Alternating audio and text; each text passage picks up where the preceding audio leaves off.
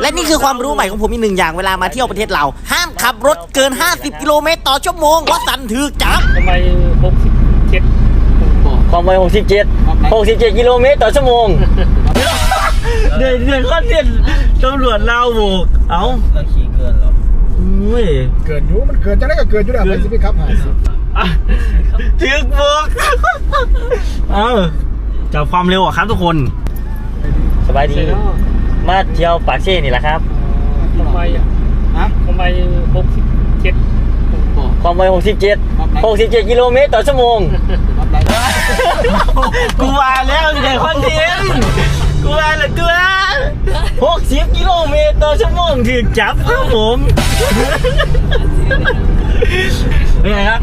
ความรู้สึกครั้งแรกโดนตำรวจที่ลาวปรับครับนะครับผมนี่คือพี่น้องทางฝั่งไทยนะครับได้เอารถเข้าไปเที่ยวอยู่ฝั่งลาวแล้วตำรวจลาวเรียกบอกว่าขับรถไวเกินกำหนดสบายดีครับสบายดีพ่อแม่พี่น้อง FC ฝั่งไทยฝั่งลาวเนาะมาวันนี้บดำก็จะพามาบอกถึงเนาะเกี่ยวกับที่ว่ามีพี่น้องทางฝั่งไทยเนาะเอารถไปเที่ยวอยู่ฝั่งลาวแล้วมีเจ้าหน้าที่กวักเนาะแล้วก็บอกว่าขับรถไวเนาะเกินกำหนดว่า67กิโลต่อชั่วโมง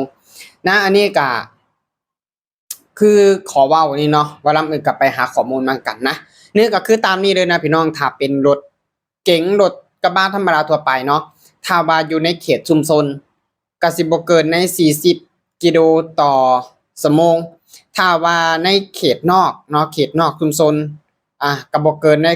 90หรือว่า100กิโลต่อชั่วโมงแล้วถ้าเป็นรถใหญ่รถบรรทุกเนาะก็บ่เกินใน70กิโลเมตรต่อชั่วโมงทุกคนนี่นะก็คือตามนี้เลยเนาะแต่ก็อันนี้บ่แน่ใจเนาะเพราะว่าในคลิปก็บ่ได้บอกว่ามีการปรับกันหยังบ่ก็บ่ได้ว่านะแต่อันนี้ก็คือถามว่ามันเกินกำหนดบ่มันก็บ่ได้เกินกำหนดเนาะบ่ได้เกินเด้ถ้าว่าอยู่ในเขตชุมชนเนาะแบบเป็นเขตหมู่บ้านหลายๆแออัดรถหลายๆคนหลายๆวุ่นวายแบบเนี้ยอันนี้ก็สิว่าอยู่เนาะเพราะว่าขับรถในประมาณ67กิโลต่อชั่วโมงและอีกอย่างหนึ่งนะเราอยากเอามาว่านะครับผมเนาะก็คือในเรื่องของเพราะว่าตอนเนาะมันก็ยังมีแบบว่า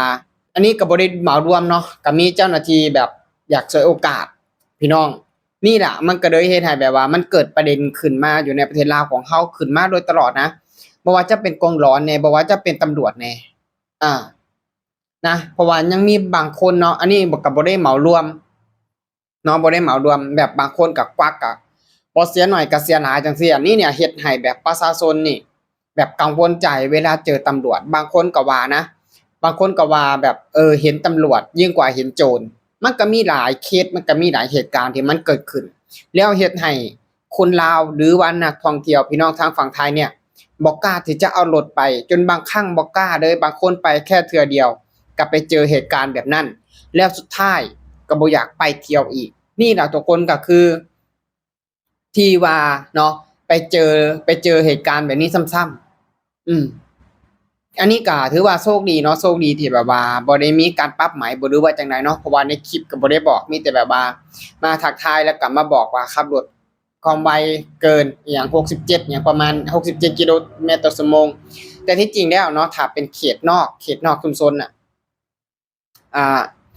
ประมาณนี้ก็บ่ได้เกินนะถ้าเขตนอกชุมชนนะ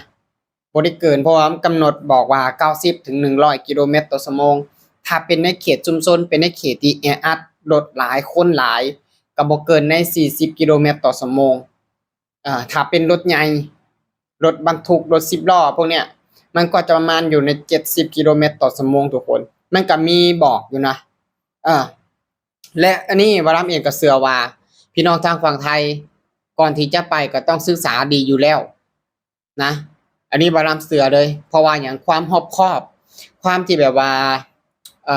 เรื่องของแบบบ่เคยชินหยังเนาะทุกคนก่อนจะไปก็ต้องหาข้อมูลก่อนอยู่แล้วแม้ว่าสิหวนได้หวนไปอันนี้บ่นำเสือนะอันนี้ก็ถือว่าโชคดีนะครับแบบยังบ่ได้โดนปรับนะก็มีการเตือนแต่จริงแล้วมันก็บ่ได้เกินกำหนดเพราะว่าอยู่เขตนอกชุมชนบ่ได้นั่นเลยนะก็โชคดีนะอันนี้เพราะว่าบ่นำเองก็แบบบ่อยากให้เป็นแบบแต่ละเคสที่ผ่านมาเนาะที่แบบว่านักท่องเที่ยวไทยถูกเรียกเก็บเงินนั่นนี่ก็ว่ากันไปเนี่ยทุกคนเพราะว่านี่มันเป็น เหตุหนึ่งที่แบบว่าบ่อยากให้เกิดและก็เป็นเหตุหนึ่งที่แบบว่าเฮ็ดให้นักท่องเที่ยวพี่น้องทางฝั่งไทยเนาะไปเที่ยวประเทศลาวแล้ว เจอปัญหาแบบนี้แล้วในสุดท้ายก็บ่อยากไปอีกเพราะว่าหยัง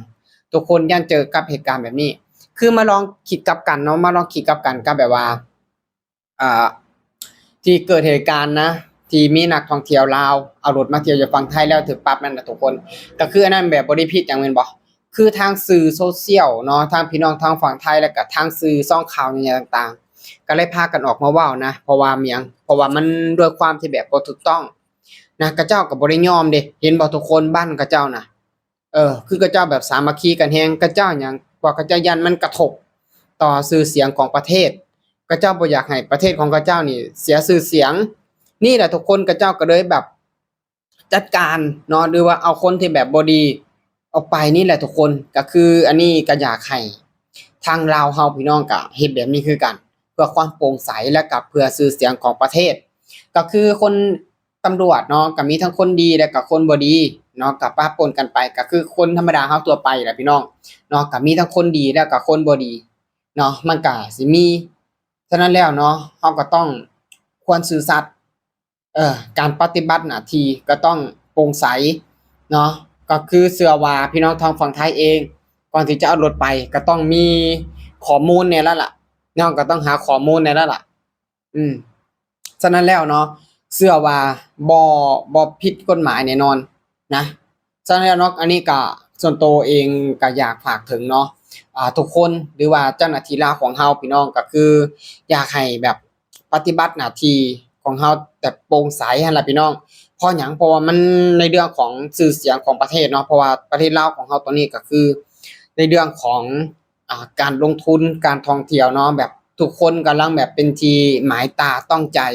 กับประเทศลาวของเฮาฉะนั้นก็บ่อยากให้มีผลกระทบประเทศลาวของเฮากำลังก้าวเข้าสู่ความเจริญเนาะก็บ่อยากให้เกิดเหตุการณ์แบบนั้นฉะนั้นแล้วก็เลยแบบบารำก็เลยตั้งใจเนาะอยากออกมาเว้าอยากออกมาแบบเผยแพร่ออกไปพี่น้องก็คืออยากให้ปฏิบัติหน้าที่เนาะแบบด้วยความซื่อสัตย์โปร่งใสนั่นล่ะเชื่อว่าประเทศลาวของเฮาพี่น้องถ้าว่าได้แบบนี้เนาะมันก็จะ